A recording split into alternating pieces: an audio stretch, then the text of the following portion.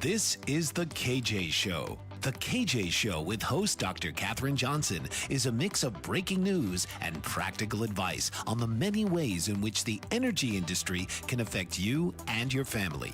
Katherine will combine energy updates and conversations with leaders in the energy efficiency community. So please welcome your host, Dr. KJ.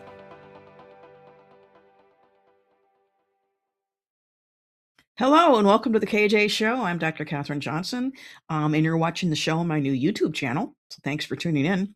Today I'm doing something a little surprising. I'm talking about the surprising facts about climate change, and they're not what you've ever heard in the news. I promise you that. But I always like to start out with something fun, and one of the and these are the stories that you just can't make up. So the first one is a little weird. Basically, there's hog farmers in North Carolina, and apparently these counties have like hogs, like pigs. The ratio of pigs to humans is 40-1. It's the most hog dense county next to the one next to it, so it's like a hog production. And of course, hogs do what hogs do, and they leave manure. So what basically has happened is that 6 farms were the first in North Carolina to actually get funding from California's program offsetting its transportation emissions. I'm not really sure how this works, but apparently if they sell the biogas that they capture from the manure and the hogs, then somehow California benefits. Doesn't make any sense to me either. So they're asking people, but now, of course, the environmentalists don't like this at all because they're creating these environmental issues. And they're asking, what's in your backyard and why are we doing this? And methane is, this is a national gas. Biogas disruptors are really yucky too. Well, so are hogs, manure. So this this organization called REACH is based in Dublin County. It's the second most hog dense county in the United States, next to the one right next to it. Biogas production is where farmers install methane trapping devices known as digesters over manure lagoons and turn the captured gas into fuel. And it's promoted by pork and biogas industries. Surprise. And so the utilities are looking at it a way to address some of the problems of methane emissions and noxious odors. New technologies can achieve so good broadly across the community, according to a spokesman for Dominion Energy, the local utility. He was also a partner on this biogas project. Well, all the way across this country, in California, they're paying these North Carolina farmers to offset their emissions by buying their biogas. This has been a long point of contention because apparently California wants to get rid of its fossil fuel mix, and they have some mandates to do it. So they have to get more biogas and other types of fuels into their transportation mix, according to their regulations. The program was launched in 2012 with the aim of reducing transportation emissions in the state. It sets an average gradually lowering carbon intensity for fuels and requires higher carbon producers like solar developers and biogas companies from livestock and landfill methane. The expectation is it's going to change the fuel mix.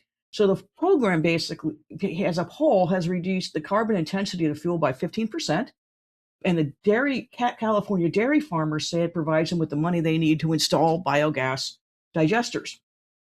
But the problem is that the program also allows farms in Wisconsin, Texas, New York, Missouri, and other states to sell biogas credits to the California market for fuel that never actually ends up in California.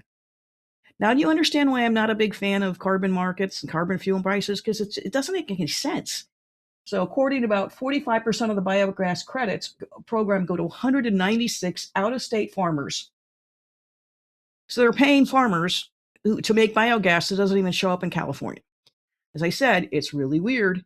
And again, this sounds like another strange system, strange thing. So the other thing I wanted to say, you can put up that picture. I'm sorry, you can put up that picture. That's what the biogas fuel digesters look like. It's better than smelling it. Anyway, I'm glad they're doing something useful. I just don't know why California is paying them to do it. It doesn't make a lot of sense. But then again, what does?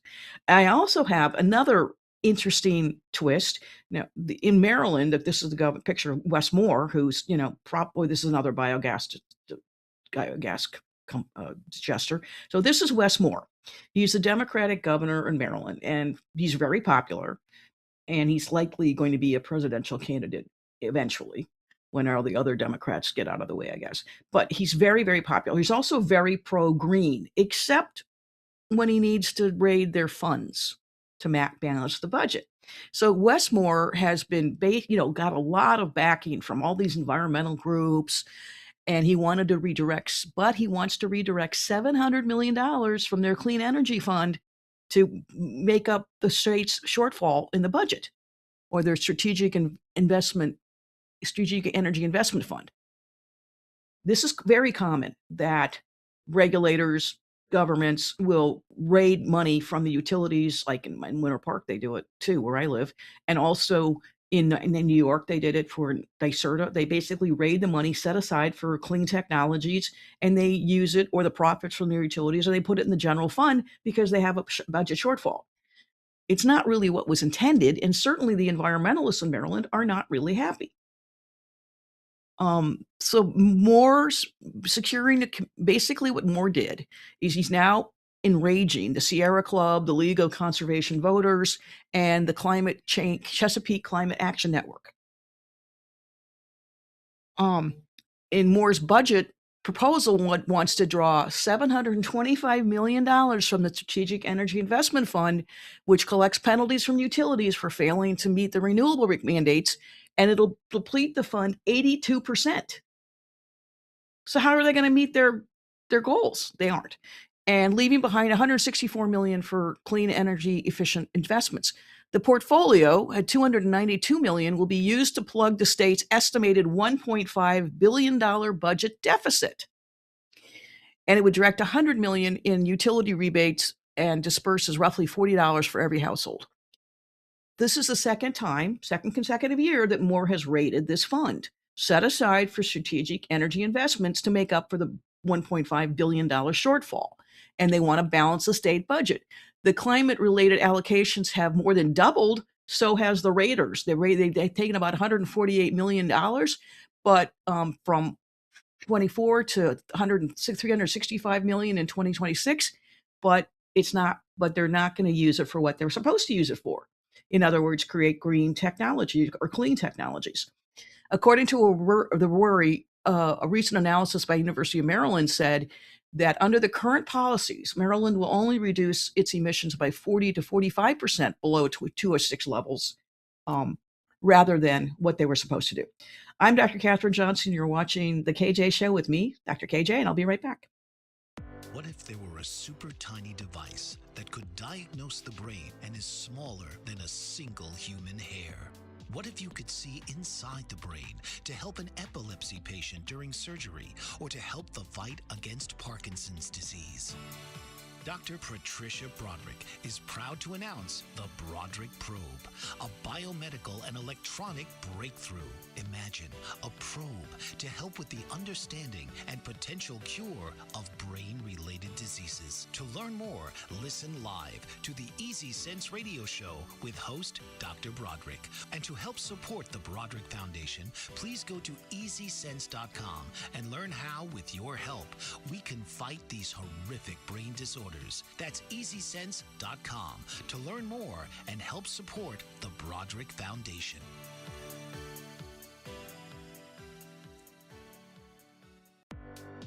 Author, radio show host, and coach John M. Hawkins reveals strategies to help gain perspective, build confidence, find clarity, achieve goals. John M. Hawkins' new book, Coached to Greatness: Unlock Your Full Potential with Limitless Growth, published by iUniverse.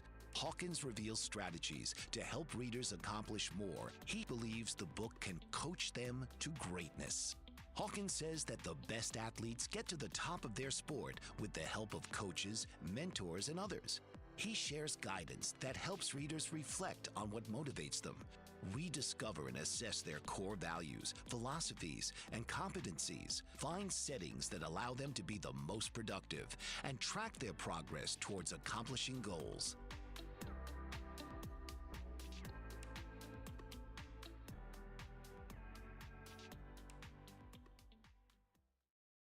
Hello, and welcome back to the KJ Show with me, Dr. Katherine Johnson, on my new YouTube channel. Thanks for tuning in. Today, I'm talking about some surprising climate facts you probably haven't heard in most reports. That actually, climate change is good for humans, for the earth, for the planet, for all of us. It's not going to kill us, no matter what the gloom and doom Al Gore says. So I started doing some research because there was this really interesting study from Cambridge University, which is hardly a right-wing loony bin, right? I think it's actually pretty left. But apparently there's a study that University did with a researcher. They identified a tipping point about 2.7 million years ago when the global climate conditions were switched from being relatively warm and stable to cold and chaotic, and continental ice sheets expanded in the northern hemisphere. Following this transition, the Earth's climate began swinging back and forth between warm and frigid ice ages, linked to the slow cyclical changes in Earth's orbit. And the glacial periods after this tipping point became even more variable, with larger swings in temperature over relatively short timescales of roughly 1,000 years. In other words, the global climate changes every 1,000 years on its own. Surprise! An international team of researchers out of University of Cambridge analyzed these ice sediments from the deep, dark ocean, and they discovered all these interesting things that I'm not going to get into. But they apparently, according to this professor, it's really funny. Professor David Hoddle says, things were relatively quiet until 2.7 million years ago, and we began to see the evidence of severe cold snaps. These events may have been harbingers of things to come because 2.5 million years ago, we start to see a distinct pattern of rapid swings in the Earth's climate on a 1,000-year timescales. From then on, variability was a persistent feature of the glacial climate, which is consistent with what we've seen in the Greenland ice cores. This should be going up now. This is the Cambridge researchers. The growth of the ice sheets and the rapid millennial climate change seem to have come together. The pattern of variability was consistent with all the different research they've done. And it says that this was a time when the glacial interaction cycle got going. They weren't just cold, they were highly variable with large swings in temperature over relatively short timescales, all by themselves. Human beings weren't even around and this was happening. This climate tipping point coincided with the emergence of genus Homo, which is our ancestors, the tipping point to which modern humans belong, suggesting that climate swings may have played a role in shaping early human evolution, meaning climate change created the conditions for Homo sapiens, us, to develop and prosper. So instead of causing climate change, we are the result of climate change. That's a pretty interesting finding. And where are you hearing this? And this is from Cambridge. This is, again, a very reputable organization. They think that the appearance of these climate swings from all the different sediments that they studied, basically the ice was moving around and creating all these different the ice glaciers were going off on there and creating all these ice sheets, which were creating icebergs and really reshaping the temperatures in the ocean. And previous research found that they had another big glacier growth about 2.5 million years ago. And these core rapid climate swings occurred when the glacier reached a particular threshold or sweet spot, where the ice sheets were large enough, the seas were cold enough, and the ocean circulation was sensitive enough to tip into the period of instability marked by abrupt changes. Now, if you've been paying attention to any of the climate news over the last 100 years, they always talk about how the last, in 1880, something went bad. Well, we had climate change forever. And it actually led into the Renaissance. The Little Ice Age ended, and then we had the Renaissance, which was warming, and people could now stop worrying about just feeding themselves. They could start thinking about art and music and all the wonderful things that humanity developed in those centuries. So isn't it interesting that rather being the destructors, humans actually were the result of climate change? Why is no one saying this? And this is Cambridge again. The period of global glacial intensification is the most recent development in the major climate change tipping point in the past 66 million years. So climate change has been happening for millions and millions of years. It's really arrogant to think humans are causing it. And by extending the history of climate change, the research scientists now have a better understanding of how abrupt climate variability emerged and shows how the Earth ice sheets have affected the ability to patterns on multiple timescales. And they said in this study that the Homo group would have had to be able to evolve. They would have had to move from place to place, which I've talked about before, and develop new diets and develop ways to advance based on the weather conditions. So, yeah, we can put the next one up too. I think there's another one.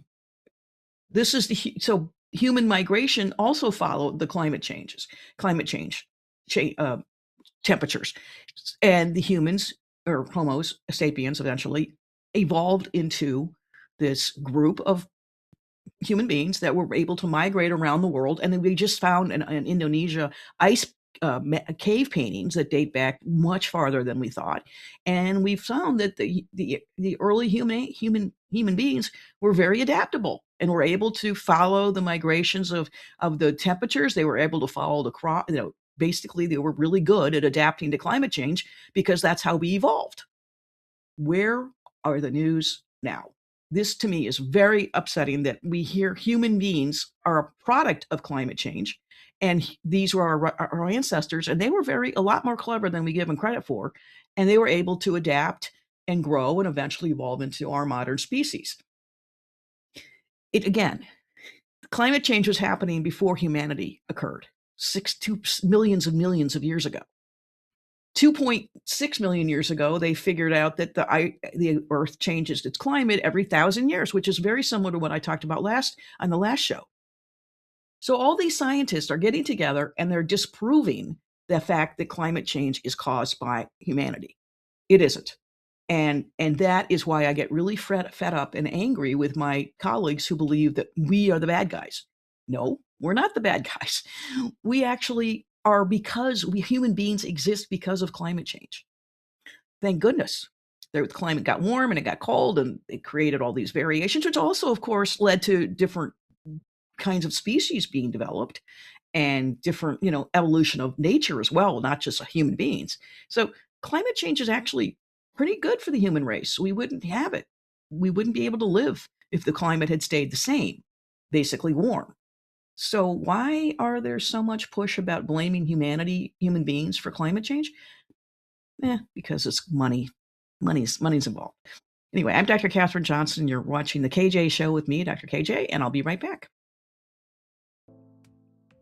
Did you know that your beliefs create your entire reality, but it's the subconscious beliefs that do most of the creating? Belief shifter and life coach Shiraz can help you identify those limiting beliefs and eliminate them, often in a single session. Like, it was almost instant. Like, I had relief right away. Creating better health, relationships, careers, and finances. Let Shiraz help you step out of safety and into awareness.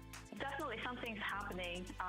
It's like a flow inside. It feels good. Whether in person or online, Shiraz provides personal coaching, belief shifting. Visit Shiraz at energeticmagic.com or call 416-529-7429. Energetic Magic. Find your greater happiness. Be well. Be aware. Be magical.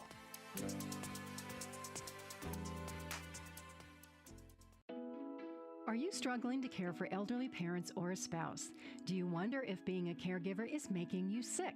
Are you worried about taking time off work to care for elderly parents and balance work, life, and caregiving? Has caregiving become exhausting and emotionally draining? Are you an aging adult who wants to remain independent, but you're not sure how? I'm Pamela D. Wilson. Join me for the Caring Generation radio show for caregivers and aging adults, Wednesday evenings, 6 Pacific, 7 Mountain, 8 Central, and 9 Eastern, where I answer these questions and share tips for managing stress, family relationships, health, well-being, and more. Podcasts and transcripts of The Caring Generation are on my website, PamelaDWilson.com, plus my caregiving library, online caregiver support programs, and programs for corporations interested in supporting working caregivers. Help, hope, and support for caregivers is here on The Caring Generation and PamelaDWilson.com. Hello, and welcome back to The KJ Show on my new YouTube channel, The KJ Show with me, Dr. KJ. Thanks for tuning in. Today, I'm talking about some surprising and probably unknown facts about climate change. The secret is it's not really that big a deal or that bad. It's natural. It's part of nature. But people like Al Gore and the environmentalists are trying to scare us and make us worry. And children are committing suicide because they think the earth is doomed, which I think is pure evil that we should be lying to our children. But I have some other fun facts and surprising facts about climate change. First of all, because of climate change, we have an increased uh, increased effect of CO2, right? That's bad. It's supposedly bad. It isn't really, because CO2 actually increases crop yields and wheat, soybeans, rice by 10 to 25%. So increasing the amount of carbon dioxide in the in the atmosphere actually helps plants grow more. Well, what does that mean? That means less people are hungry, less people are starving to death. And it's helping people grow plants and crops where they couldn't previously do it before. There's also expanded growing ranges. Warmer temperatures allow for agricultural expansion in higher latitudes like parts of Russia, Canada, and northern China, providing new land for cultivation. Who wins? The hungry people of the world win. And so climate change actually helps feed more people. That is not really talked about too much and has longer growing seasons. Increased average temperature can result in more days suitable for cultivation. So who's to say climate change is bad if it's increasing the food supply for people all over the world? I think that's what you're supposed to do. We like CO2. Plants like CO2. They they absorb it. So this is a really something that has been overlooked by the scientists who moan and groan about how bad climate change really is. It isn't bad at all. Another thing about climate change, you can go to the next one, is increased water use efficiency. What happens is higher rates of CO2 can actually allow plants to use water more efficiently, providing more moisture if it's not already lacking. One significant aspect of climate change could revolve around the agricultural expansion into previously unables you couldn't do it. And as temperature rises, areas too cold for crops are now becoming viable. For example, northern latitudes such as Canada, and parts of Scandinavia are witnessing longer growing seasons, and it's possible to grow a wider variety of crops. Does this sound bad? Does this sound bad to you? I think it sounds really good to me. I'm really glad that they're able to grow crops where they couldn't before. And that just means we don't have to worry about running out of food anytime soon. It also could enhance food security, which is a real concern in certain parts of the world, like Africa, and lead to a diversification of agricultural output, meaning they can grow more than one crop, more cash crops actually, providing more options for both consumers and producers. Farmers may even find opportunities to make more money by cultivating high cash crops that were previously impossible due to harsh conditions. Moreover, warmer temperatures can lead to an increase in farming land as polar ice caps and glaciers melt, new territories become accessible. The land reclamation could foster agricultural differences too. And then I have another picture of the desert where they basically have said that since the 1980s, the Sahara Desert has shrunk 8%, and satellite data shows the widespread greening of the desert, a pattern that is playing out across the planet. So the Sahara Desert is now starting to grow again, be able to do green things again. Originally, the Sahara Desert wasn't a desert at all. It was a jungle or a rainforest, and then it became a desert, and now it's going back to becoming a rainforest again. As about 50% of the Earth's vegetated land has become significantly greener, an area roughly 3 times the size of the United States. The dominant driver is not rainfall or land use change, it's rising CO2. CO2 lets plants photosynthesize more efficiently. They use less water. They tolerate heat and dryness better. And the effect is across the desert margins, across the Sahara, in the Middle East and Australia, rising CO2 is making the deserts and the planets greener. To me, that is astounding. And why is this not happening? Why do we not talk about this? It's amazing to me. That's maybe why I do my show. Canada is also able to now develop more crops, and they've got a diversification grant of $165 million to create agricultural clean technology, which so basically climate change is also helping farmers adapt and use energy more efficiently, which is something I've been a fan of my whole career. So climate change is actually promoting energy efficiency technologies and improving the environment at the same time. Beneficial management practices are on-farm climate action funds. They actually incentivize Canada incentivized farmers to have crop covers and rotational grazing, which makes the land in the soil better, and the soil can absorb more CO2, and it improves soil health, which is all good for everyone. And increases crop yields. Norway is doing something similar. They are now looking at domestic self-sufficiency, and they also have a leader in climate smart technology. They want to basically target Norway who wants to become food self-sufficiency by 50% because of the increased growing conditions in northern latitudes. Norway doesn't want to have to depend on others for their food. I don't blame them. And this is because it's getting warmer so they can grow more crops. They also are protecting the resources. They are actually, Norway already safeguards its carbon sinks, but they're actually implemented a ban to making that you can't cultivate peatland, which absorbs a lot of carbon. And aquaculture is also being affected in Norway. But the bottom line is climate change not only led to the evolution and creation of humanity, it's also helping places grow food where we couldn't before. Why is that surprising? This is just part of the natural cycle. And as I said in the previous segment, this happens every 1,000 years. Well, none of us have been alive thousands of years to know the difference, but we see it. And that's why looking at data from 1880 is insufficient. That's only 100 years or 150 years. That is not sufficient. You need to look at climate change data in increments of thousands of years or tens of thousands of years or 40,000 years. And so looking going back in time, we are understanding more and more about the fact that climate change is actually good for the planet. It is probably part of the planet's regulatory systems. I don't understand why people think it's bad. Unless you want to make money on it. What's the time? 30 seconds. Okay. The other thing about this whole climate change is, the people who promote climate change madness, like Al Gore, John Kerry, those guys who fly in private jets, they also get paid an awful lot of money by the technology companies that they're helping to set up, say, in Vietnam. John Kerry set up some sort of renewable energy system in Vietnam, and Bank of America, where he worked, as he's on their board, and he got a kickback.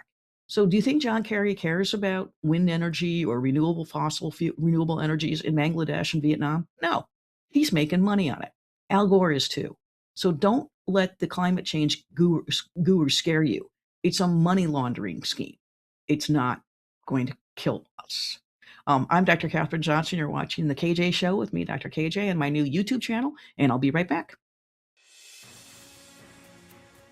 Mike Zorek, a three-time California state champion in Greco-Roman wrestling at 114 pounds.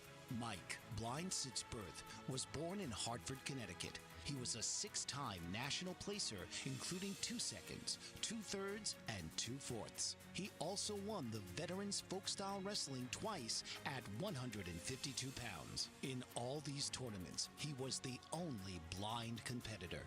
Nancy Zorek, a creative spirit whose talents have taken her to the stage and into galleries and exhibitions in several states. Her father, a commercial artist who shared his instruments with his daughter and helped her fine-tune her natural abilities, influenced her decision to follow in his footsteps. Ms. Zorek has enjoyed a fruitful career doing what she loves. Listen Saturday mornings at 12 Eastern for the Nancy and Mike Show for heartwarming stories and interesting talk. Master of words, powerful player. What life-changing words can Dr. Janet Smith Warfield pull out of her magical toolbox that just might mysteriously open a door you never knew was there? A door to free yourself from fear forever. Transform your rage into right action. Release your guilt. Position you into a life of freedom, purpose, passion, power, and peace. All quite suddenly, unexpectedly, and almost miraculously, with no effort on your part. Join Dr. Janet on Dancing with Words, Dancing with Wisdom, as she and her guests show you how words map our experiences, immersing you in a sound bath that relaxes your muscles, opens your mind, and supports you in co-creating your extraordinary life.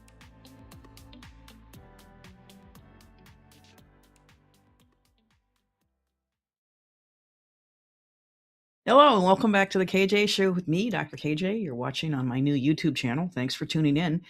Today, I'm going to switch the conversation during this segment because it's still regarding energy, but it's another push in a different direction.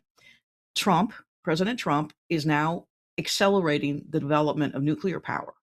He wants to create and build 10 new nuclear reactors by 2030. That is huge. And the allocation, so he gave $2.7 billion to three different nuclear fuel developers and to help revitalize the uranium enrichment industry and ease potential nuclear fuel shortages for small modular reactor developers. These small modular reactors are the little nuclear power plants that actually can put on airplanes, and they can take them to remote areas like Alaska where maybe they don't have regular power or it's diesel and it's really expensive. So small modular reactors are very effective, very safe, and very small footprint. And this is what Trump is pushing for. Under a federal award, he is going to help three national nuclear fuel developers receive $900 million each to help basically expand the infrastructure for the nuclear fuel supply chain. What a concept. The funds are going to go towards building out critical infrastructure, procuring equipment, manufacturing centrifuges, and hiring staff to support efforts to scale up the nuclear industry, according to a Nuclear Innovation Alliance. The U.S. Was the world leader in nuclear fuel production until during the Cold War, but then the 80s came and it withered. And now because they cheaper imports from Russia and France and Netherlands took over the market. Currently, the U.S. has one large-scale nuclear uranium enrichment plant, and which is owned by this one company, and has a capacity to meet roughly 1/3 of the enrichment needs. So right now, we don't have enough enriched uranium to meet our nuclear power needs. This is another good reason to invest in these companies and help develop the infrastructure. Plus, it'll also bring the price down if there's competition. There's been an upsurge of interest in small modular reactors, or SMRs, most of which are designed to use this highly enriched uranium. Russia, following the Russian invasion of Ukraine, the U.S. set annual limits about how much Russian uranium can be imported. Another reason we probably want to make our own enriched uranium. I don't think we want to rely on Russian uranium. Yeah, go ahead and put up the next graph. So these are the different types of uranium rich fuels, and I am not a chemist, so I have this up. But basically, it says that the existing reactors use 35 to 3. I should take my glasses off. Basically, there's less than 20% are used low enriched uranium. 9 to 20% is the high assay low enriched uranium, and then there's another 20% is the highly enriched uranium. What they're focusing on in this funding is the second one, the HALEU, the high assay low enriched uranium, which is very important for small modular reactors. And frankly, this is where we have a supply chain disconnect. It can take it down. This demand for this HALEU could reach 50 metric tons by 2035 and additional amounts going forward. So this one company that is being invested is the only maker. We only have one manufacturer of this HALEU in the United States. We probably need more. And that has the capacity to produce 1 metric ton per year. So we're going to need 50 metric tons by 2035, and we currently only have the capacity to produce 1 metric ton. I think it's in time to invest in the nuclear energy industry, but this is not your father's nuclear energy plant. These are small modular reactors. They're actually a much better solution. They'll also be built a lot faster, and they're safer, and they're just really terrific idea. The federal support can help strengthen the domestic supply chain, and also both in the near and long term. And they're going to use the funds to develop a centrifuge plant in Ohio that's producing small quantities of this highly enriched uranium. And another company said they're going to have the capacity to meet 12 metric tons of highly enriched, high assay, lower enriched uranium by 2030. So all this really means is that we are getting to the point where we are able to develop and enrich our own nuclear capabilities for power, not for blowing people up, for nuclear energy, which, by the way, is 100% renewable, which something that people don't talk about that either, but they are now. So the $900 million grant to each of these companies has been considered a key component in encouraging them to develop and creates an important, extensive American supply chain workforce pipeline, primarily centered in East Tennessee. They have another one in Oak Ridge, which Oak Ridge has been doing nuclear work forever, ever since we got it. Another company is going to use the funds to support in Paducah, Kentucky. So the funds are going to places in America where, frankly, they need the jobs and they need the money. And this is creating, in revitalizing Ohio and Kentucky and Tennessee, places that need to, they are not the wealthiest parts of the country, and they will benefit from these new plants and these new technologies. And America will benefit because we'll have a nuclear uranium controlled supply chain. We will be able to get what we need internally, which is also another point of energy security. We don't want to, you can put up the next slide. We don't want to ever have to be dependent on, this is just an interesting graph to show how the demand for uranium, this HALEU, is going over time. It's not the most interesting thing I have, so we can take it off. What to me gets excited is Trump is investing in American infrastructure in areas that people haven't thought about and have been talking about for 30, 40, 50 years. The grid is overburdened. We need more power sources. Why should we import energy from other places when we can create it on our own? Not only does this prevent us from getting pulled into more wars about oil, which we've had lots of, we can also get pulled in making our own self, and we can be self-sufficient, which is the highest form of energy security. So I'm a really big fan of this. They're also going to build another of these companies is going to build a plant in New Mexico, and they're going to create workforce development. And so all of these investments in these three different companies are going to help stimulate the development of a American supply chain for enriched uranium. That is huge. And that will help us accelerate the development towards small modular nuclear rather than the big nuclear power plants that take forever to build and always have cost overruns. This is a really smart solution. And I'm really glad that Trump figured it out. And well, Chris Wright, too, the Department of Energy secretary, who's actually an oil and gas guy. So, and he thinks investing in small modular reactors is a good idea, too. So people who know energy industry think that the small modular reactors are a good solution because we know, as I've said many times, we can't rely on wind and solar. It's just not it has intermittency problems.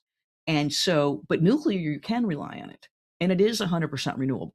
In fact, France claims they're 100% renewable energy. 3% of their energy is generated from wind and solar. 97% or so is from nuclear power plants. And that's been going on forever. I'm Dr. Katherine Johnson. You're watching The KJ Show with me, Dr. KJ, and I'll be right back. Author, radio show host, and coach John M. Hawkins reveals strategies to help gain perspective, build confidence, find clarity, achieve goals. John M. Hawkins' new book, Coached to Greatness, Unlock Your Full Potential with Limitless Growth, published by iUniverse. Hawkins reveals strategies to help readers accomplish more. He believes the book can coach them to greatness. Hawkins says that the best athletes get to the top of their sport with the help of coaches, mentors, and others.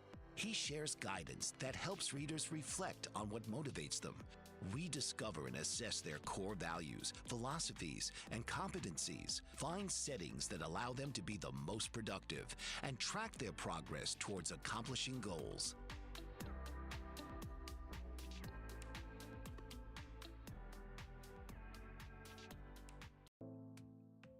Did you know that your beliefs create your entire reality, but it's the subconscious beliefs that do most of the creating? Belief shifter and life coach Shiraz can help you identify those limiting beliefs and eliminate them, often in a single session. Like it was almost instant, like I had relief right away. Creating better health, relationships, careers, and finances. Let Shiraz help you step out of safety and into awareness. Definitely something's happening. It's like a flow inside. It feels good. Whether in person or online, Shiraz provides personal coaching, Belief shifting. Visit Shiraz at energeticmagic.com or call 416-529-7429. Energetic Magic. Find your greater happiness. Be well. Be aware. Be magical.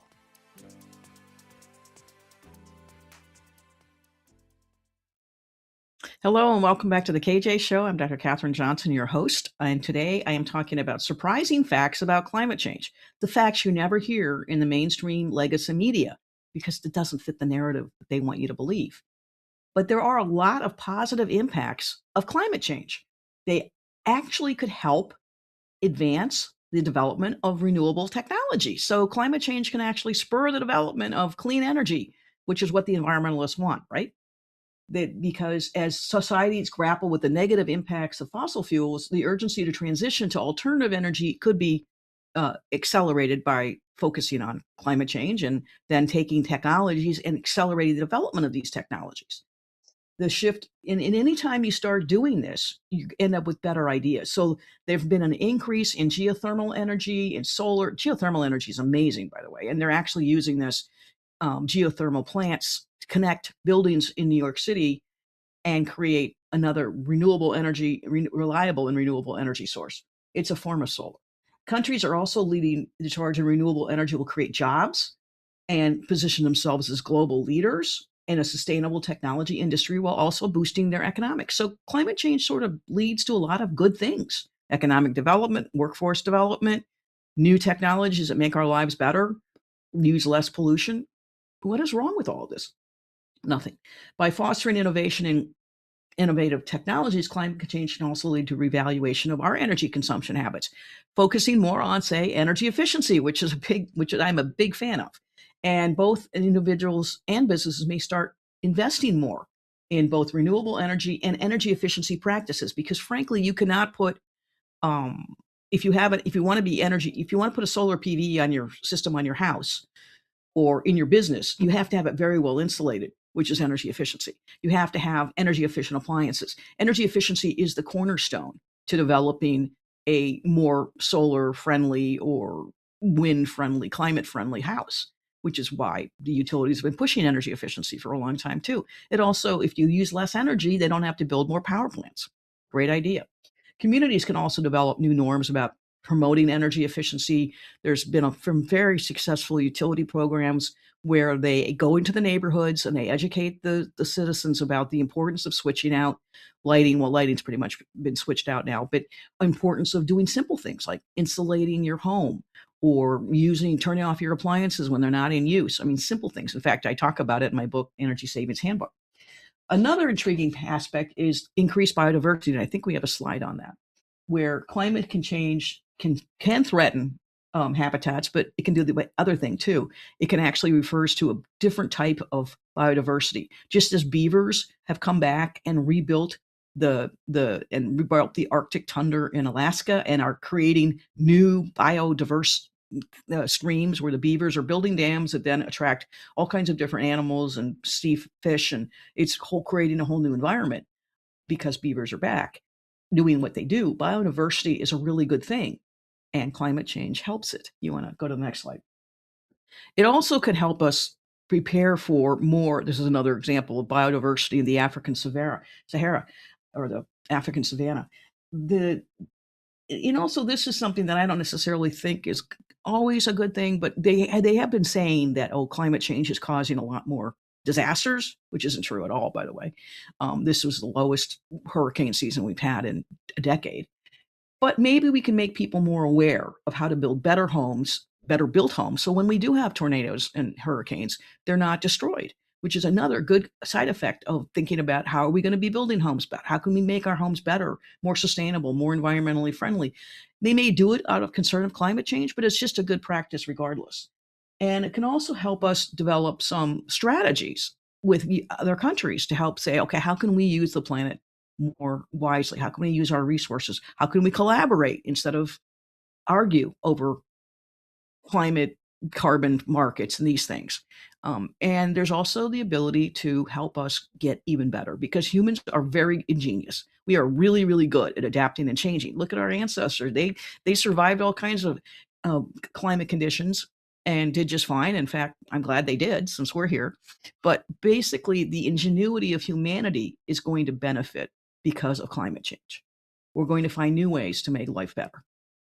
I can't imagine why people think it's such a bad thing, especially when, according to my meteorologist husband, CO2 only accounts for 0.4 tenths percent of the atmosphere of the bad gases in the atmosphere, and he'll correct me if I'm wrong, but it's a minuscule point, and the plants love it. So, what is the problem, folks? I don't understand all the doom and gloom, because there's a market to be had in scaring people and thinking that we're all doomed, but we're not. And I don't think anybody ever focuses on the good news. And this is one of the reasons I like doing my show, because I like to show the other side, the thing you never hear about, but the fact that the earth is very resilient.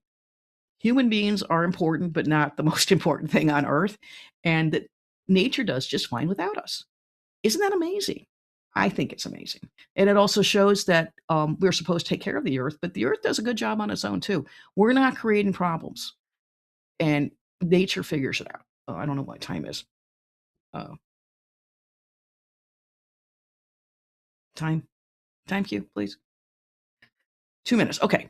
The other interesting thing about climate change is years ago, I was at a meeting in Washington, D.C. at an environmentally focused conference. And so you can imagine the folks that are there. And this woman she was a liberal feminist studies teacher at Berkeley. I don't know how she got on the podium to speak about climate and environment, but she did. And so she said in this meeting, "Oh, we're all friends here. Let me let you in on a secret. We're really watermelons. Green on the outside, pink in the middle, meaning socialist, meaning one world government, meaning climate change is a ploy to get us to be part of the one world government." Now, this was an area that I had never heard of watermelons, but it's actually quite true. And in France, they actually use the term watermelons to describe the environmentalist greenies who are basically not rational and are demanding all these regulations and these prices and these fines and everything to basically hamper development and hamper economic growth and control people. It was a little scary to me, because she also said that the climate change advocates are using the exact same technologies and the exact same messaging that the tobacco companies did. They're blaming the user as opposed to what's really happening. And so climate change has been painted as a terrible thing, and our carbon footprint is horrible, and we are destroying the planet, when in fact that is all a lie. A well done, well propagandized lie. So don't let anybody tell you climate change is destroying the planet. It's actually saving it. I'm Dr. Kathryn Johnson. You're watching the KJ Show with me, Dr. KJ, and I'll be right back. Are you struggling to care for elderly parents or a spouse? Do you wonder if being a caregiver is making you sick? Are you worried about taking time off work to care for elderly parents and balance work, life, and caregiving? Has caregiving become exhausting and emotionally draining? Are you an aging adult who wants to remain independent, but you're not sure how? I'm Pamela D. Wilson. Join me for the Caring Generation radio show for caregivers and aging adults, Wednesday evenings, 6 Pacific, 7 Mountain, 8 Central, and 9 Eastern, where I answer these questions and share tips for managing stress, family relationships, health, well-being, and more. Podcasts and transcripts of the Caring Generation are on my website, PamelaDWilson.com, plus my caregiving library, online caregiver support programs, and programs for corporations interested in supporting working caregivers.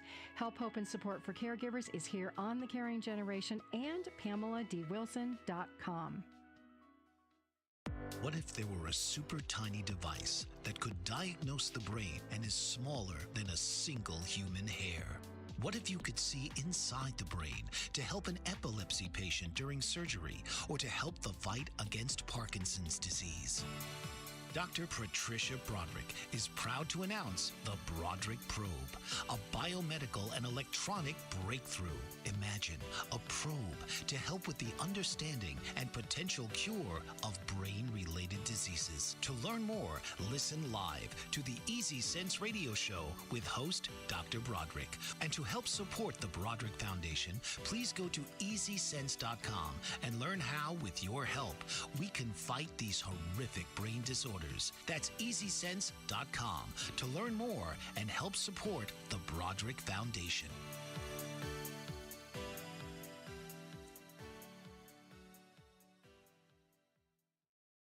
Hello and welcome back to the KJ Show with me, Dr. Katherine Johnson, on my new YouTube channel. Thanks for tuning in. And the last segment, I always like to do something fun.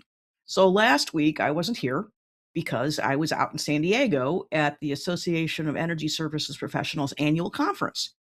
And I have to say, there's like 800 or 900 folks get together. These are the people that are implementing the energy efficiency programs and the renewable energy programs, and they're the ones who are on the forefront of trying to solve all of these dire strategies and programs and problems. I love the conference because it has a lot of my friends and colleagues that I only get to see once a year. It also has some interesting ideas too. But what I really liked the fact was it was in the San Diego area, and San Diego is beautiful. One of my friends said it was heaven on earth, and I don't know if it was quite that, but it really is interesting. So I thought, well, maybe we should talk about San Diego. So San Diego has gas lamps, which is ironic for a conference, which is probably why they selected it, because our hotel was near the gas lamp district in San Diego, and we're talking about energy. Now, natural gas is not well regarded among a lot of the energy professionals, nor is nuclear for that matter. But they prefer solar and wind, but I think we need everything. So San Diego was actually discovered by the Europeans in 1542. There were Native Americans tribes way before us, of course, and eventually they had been living there for 12,000 years. And then the Spanish and the Mexican established a fort and a mission in 1769, and it became officially part of the United States when San Diego became part of California and the statehood. Growth was rapid, and it's a beautiful area. But then, and it has now all these different military bases and technologies. What I loved was all the sailboats everywhere. The winds are amazing. There was a lot of naval bases and a lot of technology companies. And during the 60s and 70s, it kind of fell into disrepair. So the gas lamp district came back in the 70s, 80s, and basically has led to the development of downtown, the gas lamp quarter. Now, which is really interesting is these gas lamps are fashioned based on the original gas lamps that were used in the 1800s, and they have a beautiful Art Nouveau architectural style. They have gas. They're using gas, which of course my SoCal Edison gas customers loved. And they're also doing, but they're revitalizing this area of town that is now a tourist and really good food and really good recreation. And it's just a beautiful area. And it was fun to go and walk around and see gas lamps, kind of like I see in Vancouver. You don't see that everywhere. Gas lamps were not only functional back in the 1800s, but it was also seen to make it safer. So that helped develop downtown in the original 1880s, and now is continuing to have its revitalization. I thought that was a little ironic that gas lamps, which came way before electricity, were actually important in the economic revitalization, both the original and in the current state. See, I love those things when that kind of energy comes together. And it's interesting how energy affects our lives, and we don't really think about it until we don't have it. But San Diego was a beautiful spot. I'm really glad I was able to go. Didn't get to play too much because I was at a conference, but I did get to enjoy the sailboats and some really great seafood and walking around some beautiful streets in San Diego. So I really enjoyed myself. And I also like seeing my friends, even though we don't always agree on everything. But I'm Dr. Katherine Johnson, your host. You've been watching the KJ Show with me on my new YouTube channel. Thanks for tuning in. And next week, I'll have another fun, surprising, interesting show. See you next week. Goodbye. This has been The KJ Show.